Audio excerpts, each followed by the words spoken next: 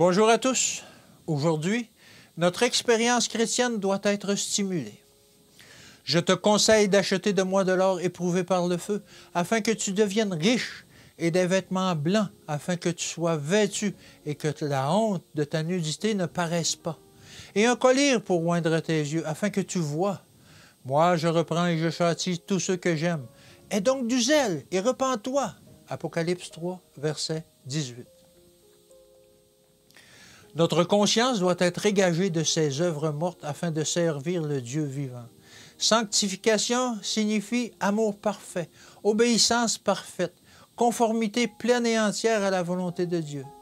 Si notre vie est semblable à la vie du Christ par la sanctification de l'esprit, de l'âme et du corps, notre exemple aura une puissante influence sur le monde.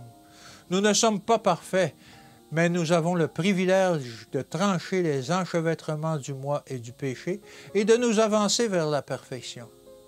De grandes possibilités, des connaissances supérieures et saintes sont placées à la portée de tous ceux qui font preuve d'une foi authentique. N'allons-nous pas oindre nos yeux de collier afin de pouvoir discerner les choses merveilleuses qui nous sont présentées? Pourquoi, avec une ardeur persévérante, ne travaillons-nous pas à la réalisation de cette prière, aller de l'avant, toujours plus haut, pour atteindre l'idéal de sainteté?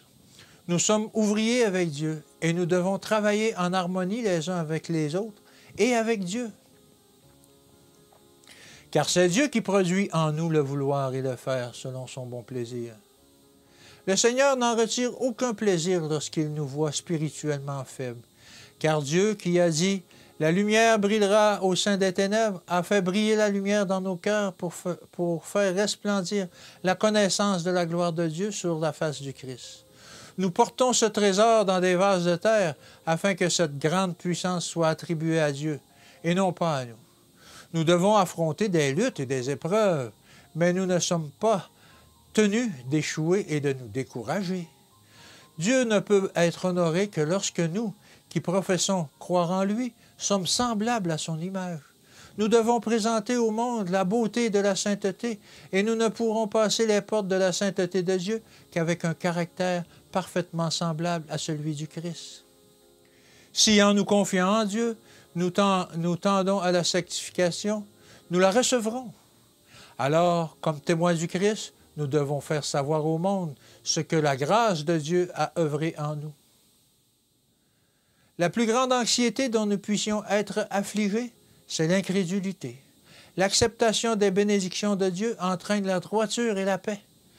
Les fruits de la droiture sont tangibles, sont la tranquillité et l'assurance constante. Nous devons posséder la simplicité et une sincérité divine. Nous devons acquérir cette sagesse qui vient d'en haut.